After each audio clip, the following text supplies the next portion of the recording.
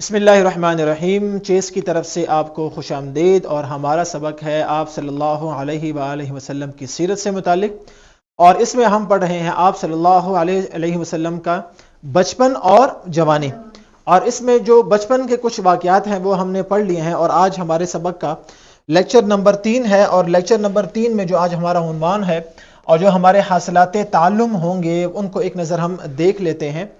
اس سے پہلے ایک سوال ہے، اور سوال بہت آسان ہے کہ عرب کے قبائل میں، یعنی جو عرب میں جو قبائل موجود تھے نا، ان میں آپس میں لڑائیاں کیوں ہوتی تھی؟ بہت بڑی وجہ ہوتی تھی یا معمولی سی بات ہوئی اس پر بھی لڑائی ہوتی تھی؟ جی محمد آپ بتائیں۔ معمولی باتوں پہ، ہاں، عام سی بات ہے، اس پر لڑائی شروع ہوگی اور کئی سال تک وہ لڑائی، ہاں جی، اور شابش، کئی سال تک وہ لڑائی چلتی رہتی تھی۔ جی، جیسے مثال کے طور پر ایک لڑائی اس وجہ سے ہوئی کہ ایک آدمی کا اونٹ دوسرے آدمی کے کھیت میں گھس گیا، اس نے اس اونٹ کو پتھر مارا، جیسے آدمی اپنے کھیت میں بیٹھا تھا دور، اس نے وہیں سے پتھر مارا، پتھر لگ گیا اونٹ کی آنکھ پہ، اس کی آنکھ ضائع ہو گئی، اونٹ کا مالک آیا، اس نے جس نے پتھر مارا تھا اس کو قتل کر دیا۔ اس کے جو خاندان یا جو قبیلہ تھا اس کو پتہ چلا، انہوں نے آ کے اس کے گھر پہ حملہ کیا اور اس کو گھر والوں سمیت قتل کر دیا۔ اب وہ قبیلوں میں لڑائی ہوئی اور کئی سو سال تک، 300 سال تک یہ لڑائی لگی رہی۔ شروع کہاں سے ہوئی تھی کہ اونٹ جو ہے وہ غلطی سے ایک کھیت میں گھس گیا تھا، اس کو پتھر مارا، اس کی آنکھ ضائع ہوئی۔ تو جو عرب کی جو کلچر تھا نا وہ ایسا تھا کہ معمولی سی بات پر ان میں لڑائیاں شروع ہو جاتی تھی۔ اس ماحول میں جناب رسول اللہ صلی اللہ علیہ وآلہ وسلم نے آنکھ کھولی، اور آج کی جو حاصلات تعلم ہے اسی کی روشنی میں پہلا ایسا ہوگا حضرت محمد رسول اللہ خاتم النبیین صلی اللہ علیہ وسلم کے بچپن اور جوانی کے واقعات اور معمولات کو جان سکیں۔ بچپن کے واقعات ہم نے پڑھ لیے، اب جو آج ہم واقعات پڑھیں گے وہ جوانی کے واقعات ہوں گے، جب آپ صلی اللہ علیہ وسلم نے کہ عمر مبارک 20 کے قریب، اور اس کے بعد کے جو واقعات ہیں، لیکن نبوت سے پہلے کے واقعات ہم پڑھیں گے۔ دوسرا ہمارا ایسا ہوگا آپ صلی اللہ علیہ وسلم کا بہن بھائیوں اور دوستوں کے ساتھ حسن سلوک اور خوش طبی وغیرہ سے آگاہ ہو سکیں۔ یہ بات آپ کو میں نے بتائی تھی کہ آپ صلی اللہ علیہ وسلم کے سگے بہن بھائی نہیں تھے، ٹھیک ہے، رضائی تھے، 5 بہنیں اور 2 بھائی، 5 بہنیں اور 2 بھائی، ٹھیک ہے۔ اچھا، اور تیسرا ایسا ہوگا جوانی میں آپ صلی اللہ علیہ وسلم کی بے مثل عفت و حیا، شجاعت و بہادری اور حسن معاملات کے واقعات کو جان سکیں۔ اور آخری اصل ہمارا ہوگا آپ صلی اللہ علیہ وسلم کی خدمت خلق اور کسب معاش اور دوسروں کی راحت رسانی کے واقعات کا جائزہ لے سکیں۔ اور جو صلاحیت ہم نے پیدا کرنی ہے وہ کیا ہوگی؟ آپ صلی اللہ علیہ وسلم کے بچپن اور جوانی میں دوسروں کی راحت رسانی اور خدمت خلق کے جذبے کو اپناتے ہوئے، جو اس سے پہلے جو علم والا جو اصل ہے، ہم نے کیا کرنا ہے؟ معاشرے کی بہتری میں اپنا کردار ادا کرنا ہے۔ یہ ہے اصل صلاحیت جو ہم نے اپنی زندگی میں پیدا کرنی ہے۔ تو اسی نیت سے جو آنے والے واقعات ہیں، اور آپ کو بخوبی علم ہے کہ واقعات آپ نے کئی مرتبہ سن رکھے ہیں، ٹھیک ہے، اس میں کوئی مشکل بات نہیں ہے، صرف چند باتیں ہیں اور چند چیزیں ہیں اور چند جگہوں کے نام ہوں گے، وہ آپ نے ذہن میں رکھنے ہیں۔ اور واقعات سے جو اصل چیز کیا ہے، اس واقعے سے مجھے کیا سبق ملتا ہے، یا یہ واقعہ سننے کے بعد میری زندگی پہ اثر کیا پڑتا ہے، اصل چیز وہ ہے۔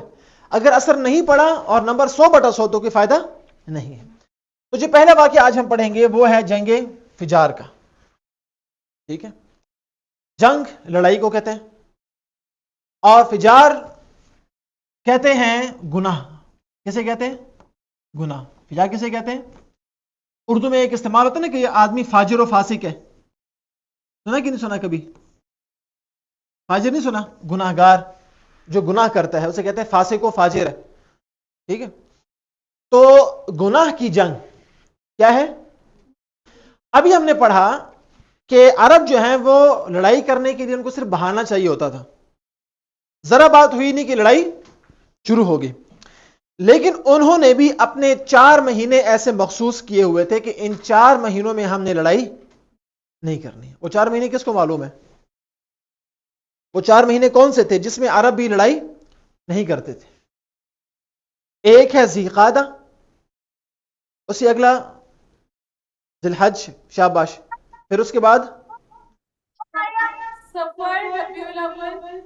نہیں ایسا نہیں. ذیقعد آخری ایک منٹ میں آتا ہوں آپ کی طرف. پہلا مہینہ ذیقعدہ جو اسلامی مہینوں میں جو بالکل اینڈ پہ آتا ہے اس سے پہلے سیکنڈ لاسٹ مہینہ ذیقعدہ وہ لکھا بھی ہوا ہے یا ذوقعدہ. اس کے بعد اگلا مہینہ کون سا ہے؟ ذی الحج. اور اس کے بعد سال ختم ہو جاتا ہے. پھر نیا سال شروع ہوتا ہے کس سے؟ محرم سے. تو ذیقعد، ذی الحج اور محرم یہ 3 مہینے تو اکٹھے آ گئے. ذیقعد، ذی الحج اور 3 مہینے یہ ہو گئے. اور ایک مہینہ تھا رجب. ایک مہینہ کون سا تھا؟ رجب. ان 4 مہینوں میں عرب بھی لڑائی نہیں کرتے تھے. اور یہ لڑائی جو آپ صلی اللہ علیہ وسلم کی بالکل جوانی کی عمر میں ہوئی، اور اس وقت آپ صلی اللہ علیہ وسلم کی عمر کتنی تھی؟ 20 سال تھی. کتنی تھی؟ 20 سال تھی. اور اس وقت یہ جنگ ہوئی اور مہینہ کون سا تھا؟ ذیقعدہ کا مہینہ تھا. اب چونکہ یہ مہینہ ان 4 ماہ میں، جن میں ایک مہینہ ذوقعدہ بھی ہے یا ذیقعدہ دونوں ٹھیک ہے، ان میں لڑائی ہوئی جس میں لڑائی کرنا حرام تھا. اس لیے اس جنگ کو کہتے ہیں گناہ کی جنگ. کہ وہ مہینہ جس میں ہم نے یہ طے کیا ہوا ہے کہ ہم نے آپس میں لڑائی نہیں کرنی، اس مہینے میں یہ لڑائی ہوئی ہے، لہٰذا اس کو گناہ کی جنگ کہتے ہیں. اور اس وقت آپ صلی اللہ علیہ وسلم کی عمر مبارک کتنی تھی؟ 20 سال. آپ صلی اللہ علیہ وسلم حالانکہ بالکل جوان تھے، اس کے باوجود آپ صلی اللہ علیہ وسلم نے اس جنگ میں باقاعدہ حصہ نہیں لیا. تلوار لے کے گئے ہوں یا گھوڑے پہ سوار ہو کے دشمن کے خلاف ایسا نکلے، ایسا نہیں تھا. آپ صلی اللہ علیہ وسلم صرف کیا کرتے تھے؟ اپنے چچا جو کہ اس جنگ میں شریک تھے ان کو تیر اٹھا کر دیتے تھے، بس اتنا کام تھا. اور یہ جنگ 2 قبائل کے درمیان ہوئی. ایک ہے قریش جو کہ آپ صلی اللہ علیہ وسلم کا قبیلہ تھا، اور ایک تھا قیس. کیا تھا؟ قریش اور قیس. ان 2 قبائل کے درمیان یہ جنگ ہوئی. اور آپ صلی اللہ علیہ وسلم کا قبیلہ کون سا تھا؟ قریش. اور آپ اس میں شامل نہیں ہوئے باقاعدہ، بلکہ صرف تیر اٹھا کے کس کو دیتے تھے؟ اپنے چچا کو، بس. لیکن ہوا کیا؟ جنگ میں پہلے یہ ہوا کہ قیس والے غالب آ گئے اور قریش والے نیچے ہو گئے. لیکن کچھ دیر بعد جب جنگ مزید جاری رہی تو قریش والے غالب ہو گئے اور قیس والے ہار گئے. اور اس کے بعد کیا ہوا؟ ان دونوں نے آپس میں سوچا کہ یہ ہر وقت جنگ کرنا کسی مسئلے کا حل نہیں. آخر میں کیا ہوتا ہے؟ بات چیت ہوتی ہے. آخر میں کیا ہوتا ہے؟ بات چیت. تو یہ دونوں آپس میں بیٹھے اور صلح ان دونوں کے درمیان ہو گئی. یہ ہے جنگ فجار. سمجھ آ گئی بات؟ اب دیکھیں، اب ذرا آئیں سلائیڈ کی طرف آ جائیں. نہیں کوئی نہیں، اس وقت یہ تو اسلام سے، اچھا یہ اسلام سے پہلے کی جنگ. اچھا اب اس وقت اسلام اور کفر نہیں تھا، ابھی تو اسلام آیا ہی نہیں تھا نا. اس وقت آپ صلی اللہ علیہ وسلم کی عمر ہی 20 سال تھی. ابھی تو 20 سال بعد 40 سال کی عمر میں نبوت ملنی ہے نا، اس کے بعد اسلام شروع ہوگا. تو یہ اس سے پہلے کی جنگیں ہیں. اچھا اب آئیں ذرا سلائیڈ کی طرف دیکھیں. عرب قبائل کے درمیان ہونے والی ایک مشہور ہے لڑائی، کون سی؟ جنگ. اس کو بعض اوقات حرب فجار بھی کہتے ہیں. اچھا حرب بھی کی لڑائی کو کہتے ہیں. ایسا نہ ہو کہ جنگ فجار کی جگہ ایگزام میں آپ سے حرب فجار آئے اور آپ کنفیوز ہو جائیں کہ ہم تو جنگ فجار پڑھا ہے، یہ تو حرب فجار ہے. ایسا نہیں ہے. تو حرب فجار آئے یا جنگ فجار آئے، آپ نے یہی دونوں ٹھیک ہے، دونوں کے نام سیم ہے. عرب قبائل کے درمیان ہونے والی ایک مشہور لڑائی ہے اور ذوالقعدہ کے مہینے میں ہوئی جب جنگ کرنا گناہ سمجھا جاتا تھا. اور کتنے مہینے تھے وہ؟ 4. کون سے؟ ذیقعد، اور اس کے بعد ذوالحج، محرم اور رجب. ٹھیک ہے، میں نے بتا دیا آپ کو کہ ذوالقعدہ، ذوالحجہ اور محرم یہ 11واں مہینہ ہے، یہ 12واں ہے اور یہ پہلا مہینہ ہے. ٹھیک ہے، اور ایک مہینہ ان سے الگ ہے. یہ 3 تو ایک ساتھ آ جائیں گے نا، اور ایک مہینہ ان سے کیا ہے؟ الگ ہے. وہ کیا ہے؟ رجب. تو یہ 4 ماہ، ان 4 مہینوں میں کیا تھی؟ لڑائی کرنا منع تھی. ان 4 ماہ کے ذوالقعدہ، ذوالحجہ، محرم اور رجب کے مہینوں میں یہ کیا تھی؟ لڑائی کرنا منع تھی. اور چونکہ ان مہینوں میں ہوئی تھی لہٰذا اس کو کہتے ہیں گناہ کی جنگ، گناہ والی جنگ.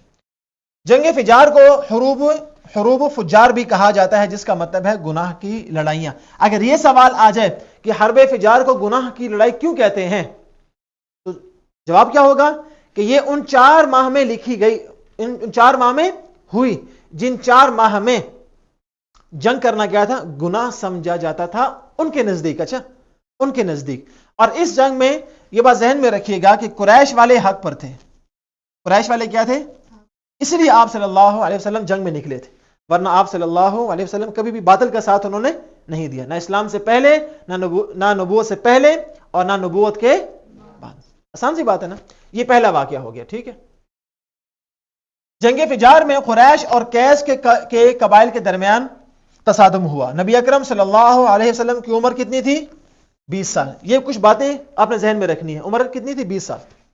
اور انہوں نے جنگ میں حصہ لیا مگر ہتھیار نہیں اٹھائے. میں نے آپ کو بتا دیا کہ حصہ کس طرح لیا تھا انہوں نے، اور کس طرح انہوں نے جو ہے وہ آپ اپنے جو ہے چچا تایا ان کی مدد کی تھی. نتائج کیا ہوئے اس جنگ کے؟ اس لڑائی نے عرب قبائل کے مابین تعلقات پر اثر ڈالا، کیوں کہ بعد میں صلح ہو گئی تھی. آپس میں لڑائیاں کر کے ان کو بھی اندازہ ہو گیا کہ اگر ہم ایسا ہی لڑتے رہے اور کبھی امن نہ ہوا، جنگیں ایسے ہی ہوتی رہیں، تو لین دین اور تجارت کیا ہو جائے گی؟ ختم ہو جائے گی. ٹھیک ہے. اور نبی اکرم صلی اللہ علیہ وسلم کی شخصیت میں حکمت اور صلح پسندی کا جو عنصر ہے وہ نمایاں ہوا. یہ ہے حرب فجار. پہلا واقعہ ذہن میں آ گیا. اب آئیں دوسرے واقعے کی طرف. حلف الفضول. یہ کس کو آتا ہے؟ کون بتائے گا جلدی سے آسان سے الفاظ میں؟ ہاں صلح کا معاہدہ کا صحیح. ہاں جی. اور کیا تھا؟ کس وجہ سے ہوا تھا؟ یہ کیوں ہوا تھا؟ اور اس میں کیا بات تھی؟ اس میں انہوں نے عہد کیا تھا کہ وہ عرب میں سارے جو لوگ ظالموں کو نکال دیں گے، اور جو لوگ ادھر بے عربی پیدا کرتے ہیں ان کو بھی نکال دیں گے. ہاں. اور اس کو حلف الفضول کیوں؟ ہاں جی، انصاف قائم کریں گے. ہاں جی ٹھیک ہے. اچھا، اس کو حلف الفضول کیوں کہتے ہیں؟ حلف تو ہو گیا نا معاہدہ. حلف کسے کہتے ہیں؟ معاہدہ، قسم اٹھانا، حلف اٹھانا کسی چیز پر نا، وہ تو ہو گیا. حلف الفضول کیوں کہتے ہیں؟ کون بتائے گا؟ جی نہیں. اس میں جو لوگ شریک تھے نا ان کا نام کیا تھا؟ فضل. کیا نام تھا؟ تو فضل ایک آدمی نہیں تھا، یہ 3 آدمی تھے جو اس معاہدے میں شریک تھے، جنہوں نے یہ معاہدہ کیا تھا. تو فضل plus Fazal plus Fazal is equal to تو یہ بات ذہن میں رہی نہیں رہے گی؟ میں نے اس لیے آپ کو تھوڑا میتھس کے انداز سے سمجھایا ہے. فضل plus Fazal plus Fazal is equal to. تو 3. اچھا اصل بات کی طرف آئیں. وہ 3 آدمی تھے جن کے نام میں فضل نام آتا تھا. اب فضل کی جمع عربی میں فضول ہی آتی ہے. تو انہوں نے کہا کہ وہ حلف جو کہ فضل نام کے 3 لوگوں نے آپس میں کیا ہے، یہ وہ حلف ہے، اس کو حلف الفضول کہتے ہیں. اور اس وقت بھی آپ صلی اللہ علیہ وسلم کی عمر کتنی تھی؟ تقریباً 20 سال ہی تھی. تقریباً 20 سال تھی. ٹھیک ہے. یہ حرب فجار اور حلف الفضول پاس ہی ہوئے ہیں. ٹھیک ہے. اور ہو سکتا ہے ایسے کہ اس جنگ سے ان لوگوں نے سبق حاصل کیا ہو کہ کیا ہم ہمیشہ جنگ کریں گے. تو ہوا یہ کہ ایک آدمی آیا باہر سے مکہ میں شارٹس بتاؤں گا، ٹھیک ہے، صرف پوائنٹس بتاؤں گا، اپنے ذہن میں رکھنا ہے، ذہن بیدار رکھنا ہے. مکہ سے باہر سے ایک آدمی آیا، تاجر. مکہ میں ایک بڑا تھا سردار، اس کو چیز بیچی، پیسوں کا مطالبہ کیا، اس نے اس کو مارا کہ میں تو کیا ہوں، یہاں کا سردار ہوں، مجھ سے تم نے کس طرح پیسے مانگ لیے. وہ جب مارا اس کو تو وہ ایک آدمی کے پاس گیا، ابو جہل کے پاس. آپ بھی بڑے ہیں، سردار ہیں، کچھ سمجھائیں. اس نے بھی میں کچھ نہیں کر سکتا. ایک کے پاس 2 3 4.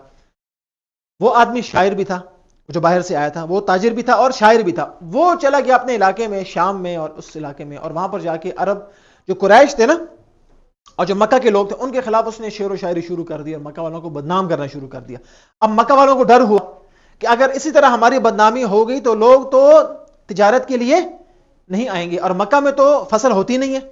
اسی تجارت سے مکہ والوں کو رزق ملتا تھا اور روزی ملتی تھی، پوری دنیا سے لوگ آتے تھے. تو انہوں نے تب سوچا کہ ہمیں چاہیے کہ ہم مکہ سے بدامنی کو دور کریں، لڑائیوں کو ختم کریں، ظلم کو ختم کریں، نا انصافی کو ختم کریں.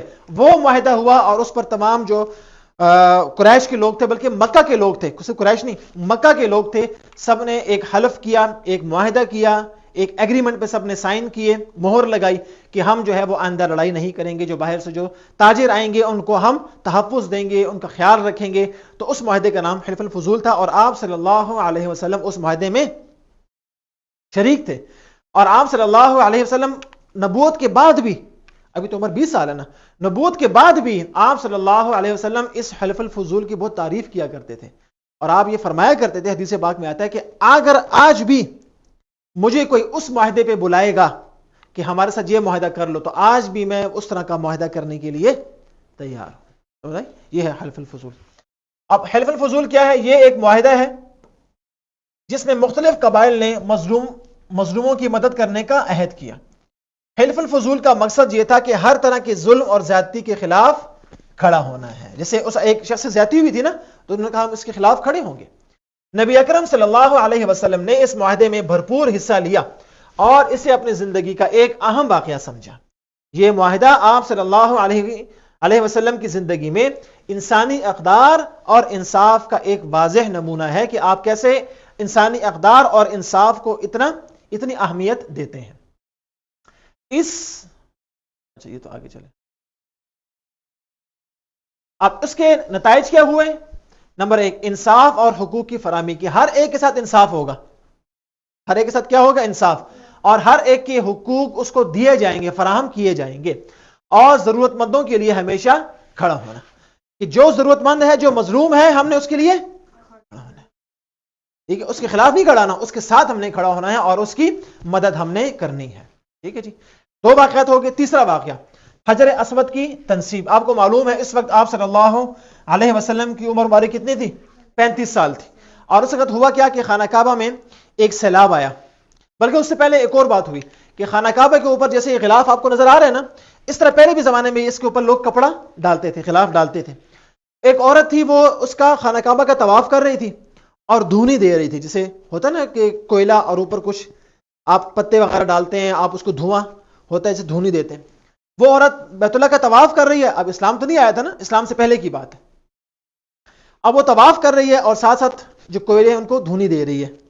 ٹھیک ہے. اس میں سے ایک کوئلہ اڑا اور بیت اللہ کے غلاف پر چلا گیا، اور بیت اللہ کو جو غلاف ہے اس کو آگ لگ گئی.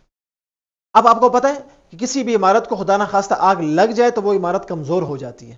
اس لیے آپ دیکھتے ہوں گے کہ جس مارکیٹ میں خدا نہ خواستہ آگ لگ جائے دوبارہ وہاں پر یا تو اس کو گرا کے نئی مارکیٹ وہ بناتے ہیں، یا لوگوں کو منع کر دیتے کہ آپ اس مکان میں یا دکان میں نہ رہیں، یہ کمزور ہو گئی.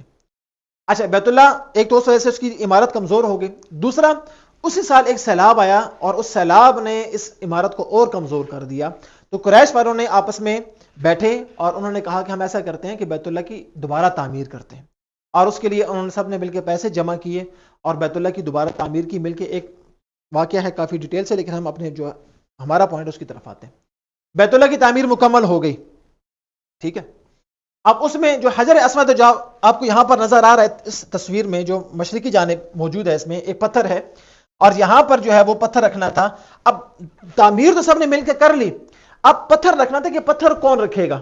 فخر کی بات تھی، ہر قبیلے کا یہی وہ تھا، اس کی خواہش یہی تھی کہ میں یہ پتھر وہاں پر رکھ دوں. اب ان کا آپس میں جھگڑا ہو گیا اور جھگڑا اس حد تک پہنچ گیا کہ ان سب نے مل کے کیا کیا. اس زمانے میں ایک رواج تھا کہ جب کسی کو قتل کرنے پہ لوگ قسم اٹھاتے تھے تو کیا کرتے تھے، ایک پیالے میں خون لے کے آتے تھے کسی جانور کا اور اپنی ہاتھ اور انگلیاں اس خون میں ڈبو دیتے تھے. یہ اس بات کی علامت تھی کہ ہم کبھی بھی اپنے بات سے پیچھے نہیں ہٹیں گے، چاہے ہمیں قتل ہونا پڑے یا قتل کرنا پڑے. یہاں تک بات پہنچ گئی تھی کہ صبح اٹھ کے ہم دیکھیں گے اور لڑائی ہوگی. پھر کسی نے کہا ایسا کرتے ہیں کہ ہم یہاں بیٹھے ہوئے ہیں، کل صبح کے وقت فلاں جو دروازہ ہے بیت اللہ کا، جو بیت اللہ کا نہیں، جو اس جگہ کا، وہاں سے جو سب سے پہلے داخل ہوگا وہ جو فیصلہ کرے گا ہم اس پر کیا ہوں گے، راضی ہوں گے. سب نے کہا ٹھیک ہے. تو آپ صلی اللہ علیہ وسلم نمودار ہوئے تو سب کی زبان سے ایک ہی الفاظ نکلے، ھذا محمد ھذا امین رضینا بہ. یہ محمد ہے صلی اللہ علیہ وسلم. ھذا امین، یہ کیا ہے، سچے ہیں، کھرے ہیں، امین ہے، امانت دار ہیں. رضینا بہ، جو یہ فیصلہ کریں گے ہم اس پر راضی ہیں. تو آپ صلی اللہ علیہ وسلم نے ایک حکمت سے فیصلہ کیا اور کہا کہ حجر اسود جو ہے اس کو ایک چادر پہ رکھا جائے، ہر قبیلے کا سردار آئے اٹھائے اور اس چادر کا ایک ایک کونا پکڑے اور آئے، اور آپ صلی اللہ علیہ وسلم نے خود اس مقام پر جا کے حجر اسود کی تنصیب کی. یہاں پر آپ صلی اللہ علیہ وسلم کی ایک حکمت، ایک دانائی، ایک معاملے کو سمجھنا، جس کو کہتے ہیں معاملہ فہمی، وہ نظر آتی ہے کہ کتنی حکمت سے ایسے مسئلہ حل کیا کہ سب کیا ہو گئے، راضی ہو گئے. سمجھ آئی؟ اب دیکھیں، اب سلائڈز کی طرف آ جائیں. حجر اسود، حجر کسے کہتے ہیں؟ پتھر، اور اسود کالا. حجر اسود کا معنی کیا ہوا؟ کالا پتھر. حجر اسود ایک مقدس پتھر ہے جو خانہ کعبہ کی مشرقی دیوار میں نصب کیا گیا ہے. یاد رکھیے گا کہ حجر اسود وہ پتھر ہے جو کہ جنت سے آیا. اچھا، کہاں سے آیا ہے؟ جنت سے آیا ہے. ٹھیک ہے. اچھا، جب حجر اسود کو نصب کرنے کا وقت آیا تو قبائل میں جھگڑا ہوا کہ یہ پتھر کس کی طرف نصب کیا جائے. آپ صلی اللہ علیہ وسلم نے حجر اسود کو اپنی چادر پر رکھا اور تمام قبائل کے سرداروں کو چادر کے کونے اٹھانے کے لیے کہا کہ آپ ایسے رکھیں. ٹھیک ہے. اس کے بعد اور یہ واقعہ، اور خود آپ صلی اللہ علیہ وسلم نے وہ حجر اسود وہاں پر نصب کر دیا. یہ واقعہ نبی اکرم صلی اللہ علیہ وسلم کی فہم و فراست اور قیادت کی ایک عمدہ مثال ہے. ٹھیک ہے جی، یہ تھا آپ صلی اللہ علیہ وسلم کا کردار. اب آپ صلی اللہ علیہ وسلم کی جو تجارت ہے اس کی طرف آتے ہیں. یہ بات ہم پہلے پڑھ چکے ہیں. 12 سال کی عمر میں آپ صلی اللہ علیہ وسلم نے پہلا سفر کیا. کہاں کا؟ دوسرا سفر کیا شام کا 24 سال کی عمر میں. اور 10 سال جب آپ صلی اللہ علیہ وسلم کی عمر 12 سال تھی تو آپ صلی اللہ علیہ وسلم تجارت کو سمجھ چکے تھے. ٹھیک ہے. اور اس کے بعد اگلے 10-12 سال مسلسل آپ صلی اللہ علیہ وسلم بازار میں تھے، اور صادق اور امین لقب وہیں پر آپ کا پڑا تھا. ٹھیک ہے، کہ سچا ہے، امانت دار ہے. اور 24 سال کی عمر میں آپ جو ہے وہ حضرت خدیجہ کا سامان تجارت لے کے شام گئے. وہاں پر آپ نے اتنی زبردست انداز سے لین دین کیا. ٹھیک ہے، جیسے کہ کیا ہوتے ہیں، ماہر ہوتے ہیں. اور اس کے بعد آپ صلی اللہ علیہ وسلم کو حضرت خدیجہ نے شادی کی خواہش کا اظہار کیا، اور آپ صلی اللہ علیہ وسلم کا نکاح ہوا حضرت خدیجہ سے. اس کی بنیاد کیا تھی؟ ایمانداری. ٹھیک ہے، اخلاص، سچائی اور امانت داری وغیرہ. تو آپ صلی اللہ علیہ وسلم کا کسب معاش میں اخلاص یہ 12 سال کی عمر سے ہمیں نظر آتا ہے. اور سیدہ خدیجہ سے تعلق اور ایمانداری، ان کا سامان تجارت لے کے جانا اور بیچنا اور ان کا آپس میں نکاح ہونا. تجارت میں دیانتداری اور اخلاقیات. جب حضرت خدیجہ کو یہ خبر ملی کہ وہ اتنے کیا ہیں، سچے ہیں اور اتنے سمجھدار بھی ہیں، صرف سچے نہیں بلکہ سمجھدار بھی ہیں، تجارت کو سمجھتے ہیں. ٹھیک ہے، تو انہوں نے کیا کیا؟ صداقت اور امانت داری اور اخلاقیات کی بنیاد پر ان سے نکاح کی خواہش کا اظہار کیا. اس سے معلوم ہوتا ہے کہ آپ صلی اللہ علیہ وسلم ایک بہترین بزنس مین بھی تھے، تاجر بھی تھے.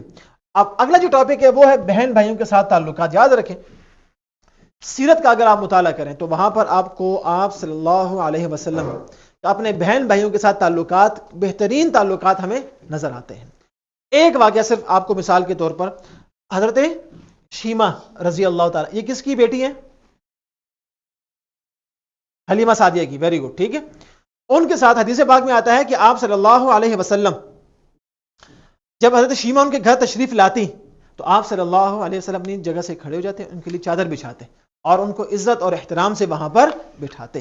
تو ہمیں بھی چاہیے کہ ہم اپنے بہن بھائیوں کے ساتھ لڑائیاں نہ کریں، جیسے ہمارے ہاں ہوتا ہے.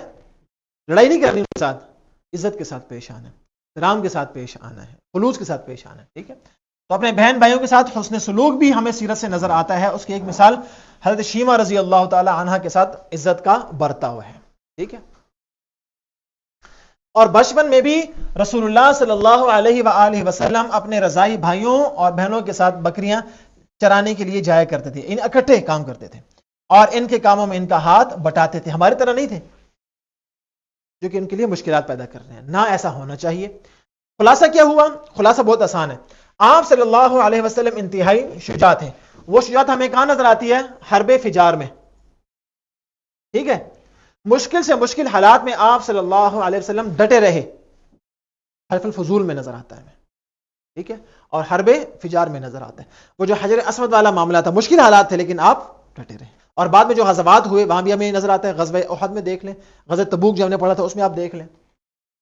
آپ صلی اللہ علیہ وسلم اخلاق حسنہ کے بلند ترین معیار پر فائز تھے. دوست دشمن سبھی آپ صلی اللہ علیہ وسلم کے اخلاق عالیہ کی یعنی اعلی اخلاق کی ٹھیک ہے تعریف کیا کرتے تھے. عفت و پاک دامنی، آپ صلی اللہ علیہ وسلم کی زندگی میں عفت و پاک دامنی کی مثالیں ملتی ہیں. آپ نے اپنی تمام زندگی اور زندگی کے ابتدائی دنوں سے ہی برے کاموں سے دور رہنے کی کوشش کی. اور آپ صلی اللہ علیہ وسلم کے بچپن جوانی کے آپ تمام واقعات کو آپ پڑھ لیں، کوئی بھی واقعہ ایسا نہیں ملے گا جس میں جھوٹ ہو، حسد ہو، لالچ ہو، بزدلی ہو یا کوئی بھی برائی موجود ہو، بلکہ تمام اچھی صفات آپ کو آپ صلی اللہ علیہ وسلم کی زندگی میں مل جائیں گی.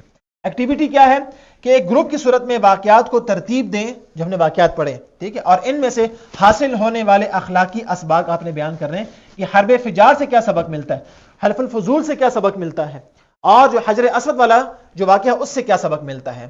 اور گھر کا کام کیا ہے کہ ایک واقعے پر مختصر تحریر لکھیں کہ کس طرح آپ صلی اللہ علیہ وسلم کے اخلاق سے رہنمائی حاصل کی جا سکتی ہے. یہ تھا ہمارا آج کا سبق، اور مجھے امید ہے کہ آپ نے یہ واقعات جو پہلے بھی آپ پڑھ چکے ہیں ان سے سبق حاصل کرنے کی کوشش کی ہوگی اور سبق حاصل کریں گے، اور آئندہ جو بھی زندگی ہماری ہے آئندہ ان واقعات سے سبق سیکھ کر ہم ان پر عمل بھی کریں گے.